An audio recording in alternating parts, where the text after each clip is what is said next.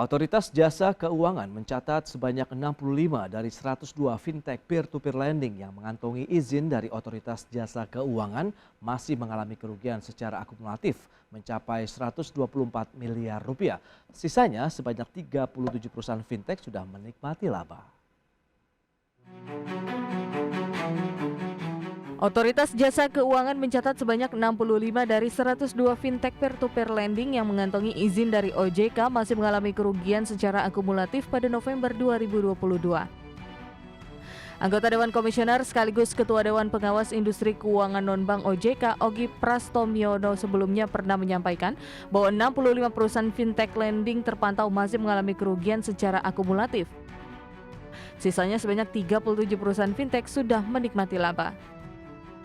Dari sisi pelaku usaha, tren fintech lending yang masih mengalami kerugian ini terjadi karena sebagian besar penyelenggara fintech lending adalah startup teknologi yang scale up dalam waktu yang singkat, sehingga di awal biayanya masih besar. Meski demikian, setelah mencapai skala tertentu diharapkan perusahaan-perusahaan ini bisa mencapai keuntungan. Sementara itu, agar perusahaan fintech lending fokus untuk menciptakan nilai tambah agar bisa memiliki pendapatan yang lebih besar. Tim Liputan IDX Channel.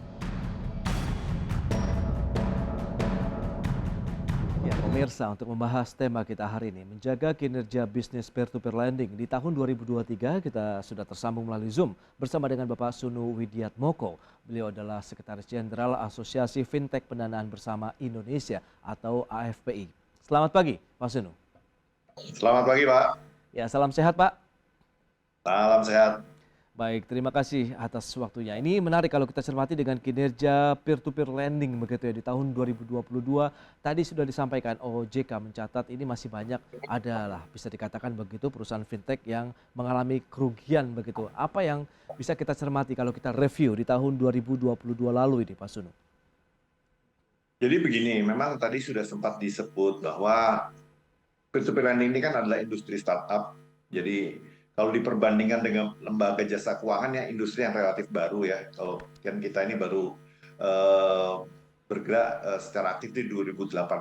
Jadi industri ini relatif baru dalam kurun waktu 4 tahun itu kan relatif baru. Nah, jadi tadi juga sampaikan bahwa sebagai startup memang kita mengisi pada credit gap itu adalah sasaran kita, yaitu kita menyasar kepada market yang underserved, underbank itu sasaran kita, sehingga pada saat awal kita mengejar growth tentu saja banyak hal yang kita pelajari in the proses. Jadi kalau dibilang sebagian masih banyak yang merugi, saya rasa itu adalah bagian dari kita untuk proses untuk memperbaiki tidak hanya dari sisi growth, tapi juga untuk kita lebih menyeimbangkan dengan sustainability dari bisnis itu sendiri. Oke, tantangan secara umum kalau kita lihat memang ini dikatakan perusahaan startup begitu, lebih kepada dari sisi investasinya kah atau model bisnisnya atau bagaimana Anda melihatnya begitu, Pak Sunu? Jadi begini, startup karena memang definisi startup itu kan bahwa memang most of the operation itu masih di-finance oleh pemegang saham. Oke. Karena dalam proses untuk mencapai break even gitu kan. Jadi hanya tinggal berapa lama dan berapa cepat perusahaan itu bisa turn into laba kan. Nah, sebenarnya tidak lepas dari potensi growth itu sendiri dan sustainability untuk mendapatkan keuntungan. Jadi sebagian sudah mencapai, sebagian juga sedang dalam proses. Jadi menurut saya ini sesuatu yang normal untuk suatu industri yang masih berumur 4-5 tahun.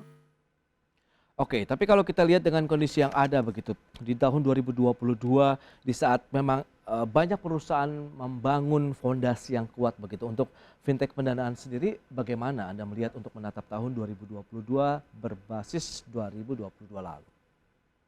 Jadi gini, kita optimis melihat 2023 karena aside dari masalah kerugian, karena saya bilang tadi bahwa kerugian ya memang startup memang sudah expected lah ya to Oke. certain kita merugi, tapi kita melihat bahwa dari sisi pertumbuhan kita itu tumbuh sekitar 45% year on year 2022 lalu. Jadi secara growth dia masih growth jauh di atas dari lembaga jasa keuangan lain. Jadi menurut saya itu suatu prestasi tersendiri. Baik. Yang kedua, bagaimana kita secara industri mengelola manajemen resiko di dalam pemberian pinjaman ini. Nah, asosiasi memiliki central database, kita namakan FDC, itu seperti slik di perbankan. Jadi dengan sistem ini anggota kita bisa mengecek apabila ada satu aplikan yang masuk, apakah orang ini pernah pinjam atau tidak, dia lancar atau tidak. Kalau dia lancar, dia pinjam di berapa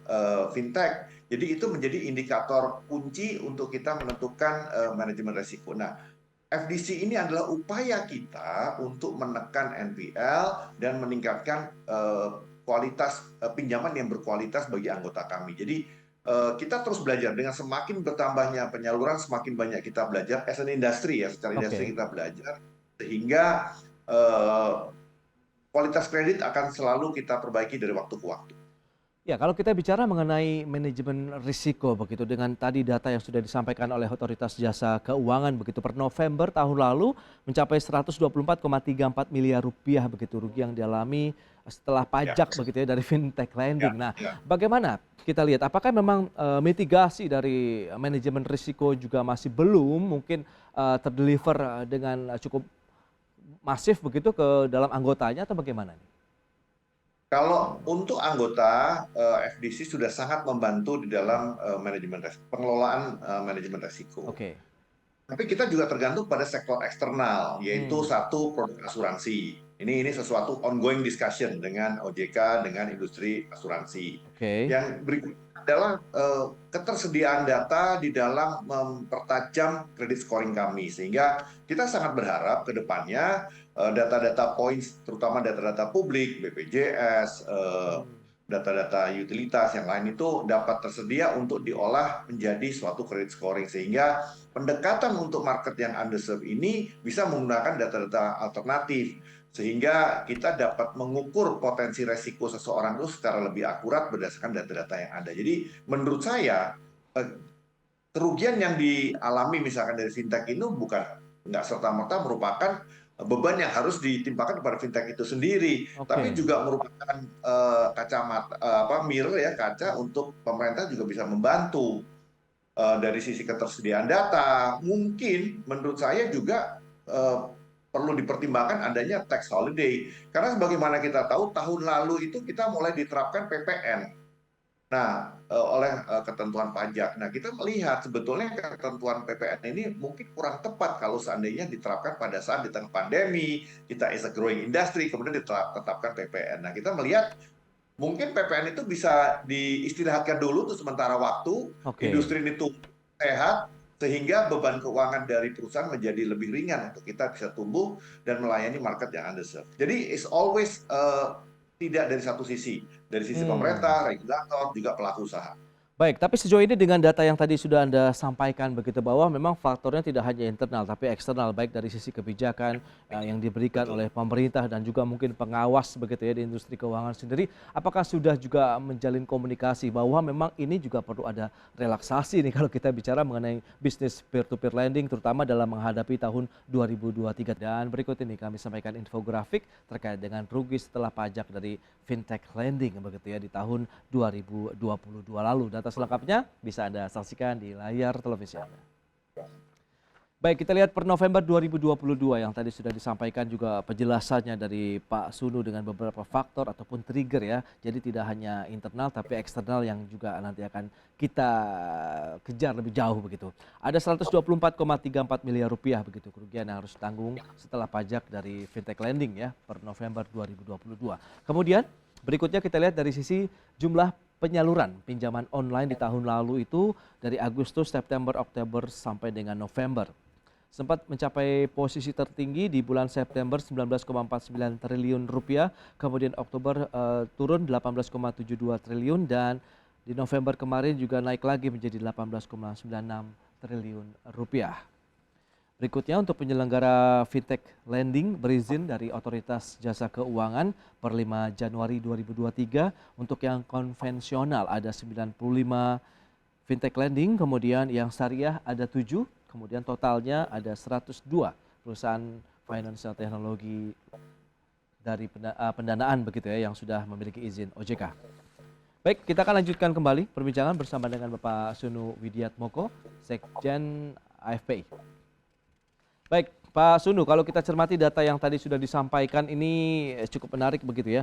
Dari jumlah penyaluran pinjaman ini kan Anda katakan memang tadi ada pertumbuhan double digit begitu, bahkan di atas industri keuangannya sendiri. Nah, kalau kita bicara mengenai tantangan internal, eksternal, kalau internal tadi sudah ada mitigasi kaitannya dengan manajemen risiko, kemudian eksternal yang menjadi fokus juga begitu. Bagaimana dengan ekosistem yang sudah dibangun oleh penyelenggara keuangan di Indonesia begitu dari dalam artian pemerintah untuk bisa mendukung bisnis ini. Silakan. Ya, saya rasa kalau ingin saya sampaikan ya, tadi dari sekitar 200 triliun lending yang dilakukan oleh industri peer-to-peer lending di 2022, Oke. itu sekitar 54% itu untuk sektor konsumtif dan produktif itu 46%. Jadi yang kita pahami di sini adalah 4,5, hampir setengah itu adalah untuk sektor produktif. Kalau kita bicara produktif itu adalah sektor UMKM, sektor mikro. Nah, di sini letak hal yang harus kita perhatikan bahwa support dari pemerintah terhadap ekosistem UMKM itu juga harus dapat berjalan beriringan dengan industri peer-to-peer lending memberikan pinjaman ke sektor ini. Dalam bentuk apa?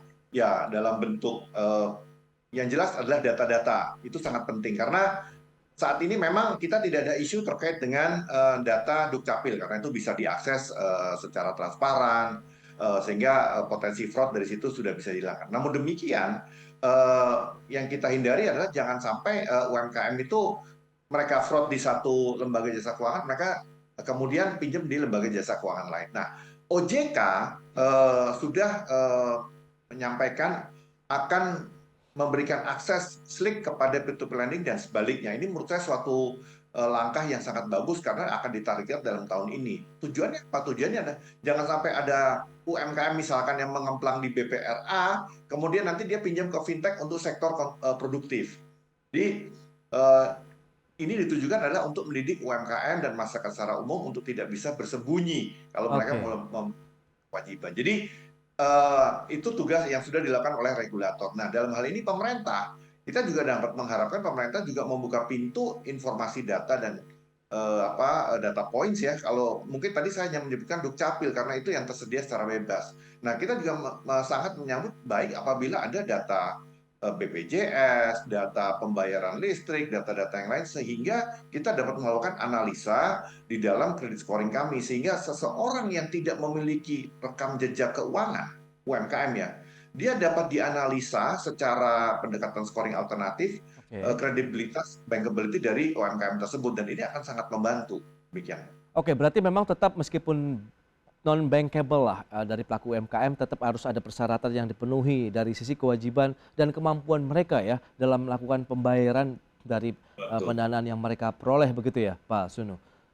Baik, kemudian itu kalau kita bicara mengenai UMKM berarti menjadi salah satu faktor ataupun sektor ya juga yang mendukung paling tidak kinerja dari industri peer-to-peer lending ini. Dan tadi Anda katakan ada PPN juga yang diberlakukan sejak tahun 2022 lalu. Sementara Anda katakan ini juga masih mencoba bertahan begitu terkait dengan dampak pandemi bagaimana adanya pembebanan dari perpajakan tadi terhadap industri ini. Apakah juga perlu relaksasi di sana begitu Pak Sunu?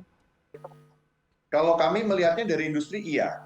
Karena kita harus melihat bahwa industri ini menyasar kepada sektor yang underserved dan underbanked. Dan di dalam mencari market tersebut kita harus karena yang kita kejar adalah growth, kita mencoba memberikan biaya layanan yang semurah mungkin. Nah, di dalam memberikan untuk meningkat tujuannya adalah untuk inklusi dan penetrasi kan. Nah, kemudian di tengah itu pemerintah menerapkan kebijakan PPN. Nah, kalau ada kebijakan PPN tentu saja yang memikul itu at the end of the day adalah si konsumen. Nah, karena konsumen biayanya belum dinaikkan, otomatis karena misalkan bunganya konsumen tidak expect harga naik, otomatis itu ditelan atau diabsorb oleh platform. Mungkin menurut saya belum melihat data secara menyeluruh ya. Apakah PPN, seberapa besar PPN berkontribusi kepada meruginya industri ini secara umum. Nah, lantas strategi apa yang sudah disiapkan teman-teman dari peer-to-peer lending begitu dalam menyikapi tahun 2023 berkaca dari tahun 2022 lalu dengan beberapa tadi ya challenge lah dari sisi asuransinya, kemudian data yang juga ini masih menjadi masalah klasik dan kemudian juga tadi dari perpajakan yang Anda katakan PPN begitu yang sudah diberlakukan tahun 2022. Apa yang sudah disiapkan ini? Kalau policy advocacy kita selalu melobi kepada pemerintah, itu selalu kepada OJK. Tadi sudah berhasil, kita akan diberikan akses dalam tahun ini interchange data dengan Slick. Kemudian dari sisi layak, OJK juga mendukung kami membuka pintu untuk bekerja sama dengan perbankan untuk sumber pendanaan, Oke. sehingga source of fund dari kami akan semakin lebih besar. Jadi kita melihat kalau dalam hal ini OJK sudah sangat suportif untuk mendukung industri ini ke depan, termasuk untuk memberi pintu untuk komunikasi dengan industri asuransi untuk menciptakan suatu produk yang bisa mendukung masyarakat yang underserved ini. Oke. Nah, lantas bagaimana kalau kita lihat dari sisi tadi ada 100 beberapa lah ya, 65 begitu dari 102 perusahaan peer-to-peer lending yang tidak Rugi. tidak meraih laba atau mengalami kerugian, tapi masih ada 37 yang akhirnya mampu meraih laba di tahun 2022. Nah, apa ya bisa kita ambil begitu pembelajaran di sana, Pak Sunu?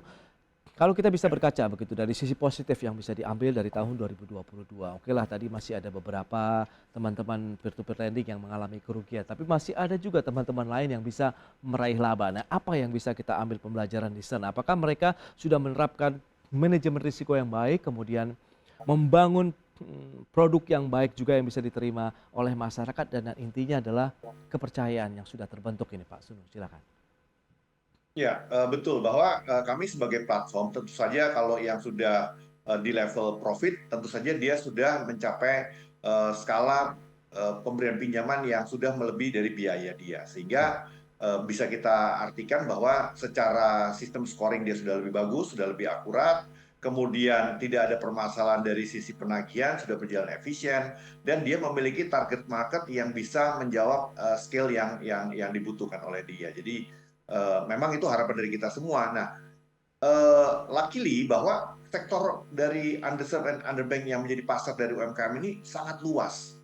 Jadi untuk anggota kami yang saat ini masih belum, itu mereka tentu saja tidak akan berkecil hati, sehingga mereka tinggal mencari equilibrium point untuk bisa mengejar posisi laba yang sudah diraih oleh beberapa dari anggota kami.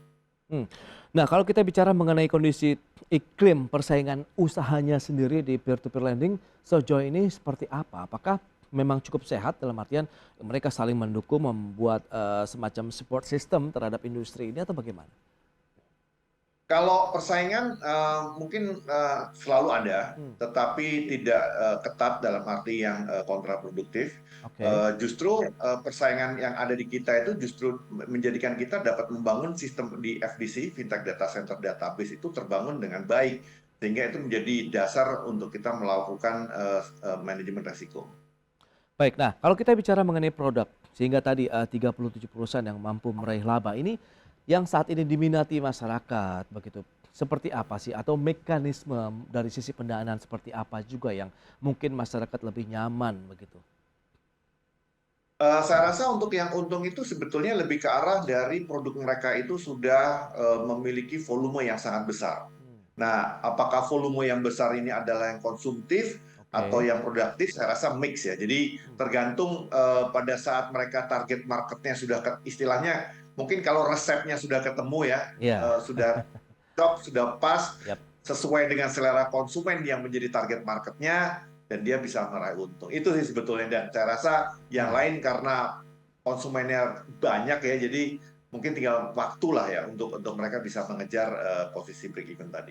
Oke, nah kalau kita bicara mengenai perusahaan peer-to-peer lending begitu yang tadi sudah disampaikan 102 perusahaan, ada peluang di tahun ini akan bertambah kembali kah, atau dengan adanya tingkat persaingan usaha yang tadi Anda sampaikan kemudian ya menjadi terbatas begitu akhirnya pertumbuhan?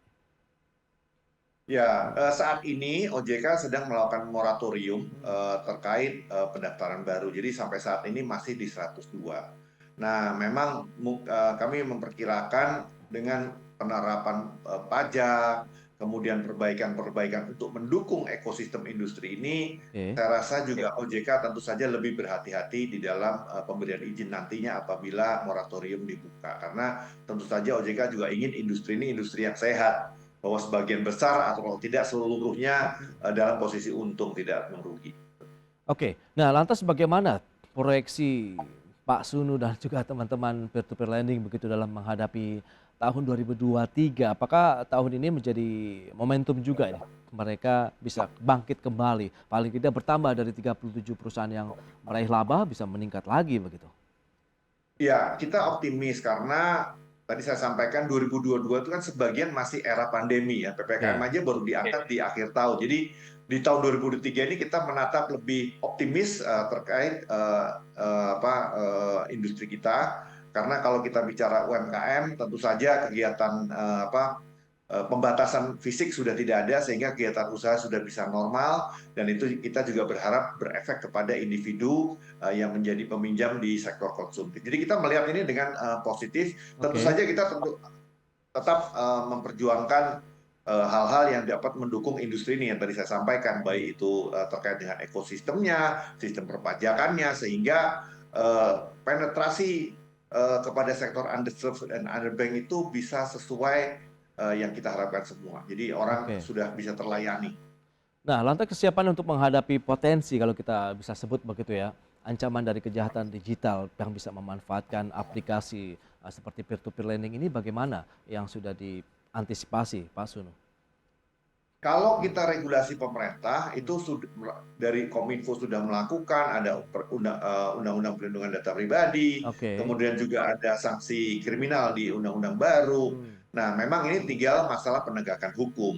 Oke. Tetapi kami melihat dari berbagai kasus yang saat ini terus ada, kalau kita mengandalkan kepada perangkat hukum, saya rasa sulit. Faktor edukasi itu adalah faktor yang paling penting menurut kami di dalam memberantas pinjol ilegal. Jadi Oke. bagaimana masyarakat itu supaya tidak sampai mereka pinjam ke fintech ilegal itu lebih penting daripada kita meminta penegakan hukumnya. Nah, Ah. karena kita melihat tren fintech ilegal itu makin lama dia makin berinovasi juga gitu kan. Semakin sulit Baik. buat orang biasa mengetahui ini legal atau tidak gitu kan. Kalau Iya, kita iya. lihat saat-saat kalau dulu awal mungkin kita selalu bilang, oh yang menjadi korban selalu orang yang underserved and underbanked. Iya. Tapi ternyata orang recently kan orang yang teredukasi pun juga kejeblos juga. Jadi memang masalah literasi dan edukasi ini sangat penting. Saya. Oke, nah tips dari Pak Sunu, kira-kira apa sih yang perlu dicermati sehingga mereka, baik yang mereka tadi Anda katakan berpendidikan, kemudian masyarakat yang juga masih uh, awam lah ya terhadap fintech lending ini juga akhirnya mereka tidak terjebak dalam jebakan-jebakan Batman yang disampaikan oleh oknum-oknum jahat tadi. Gini, hanya satu yang paling penting karena Hmm. kalau nama bisa dimirip, website bisa dimiripkan, Ah, tapi yang lebih penting adalah logik dari produk itu sendiri.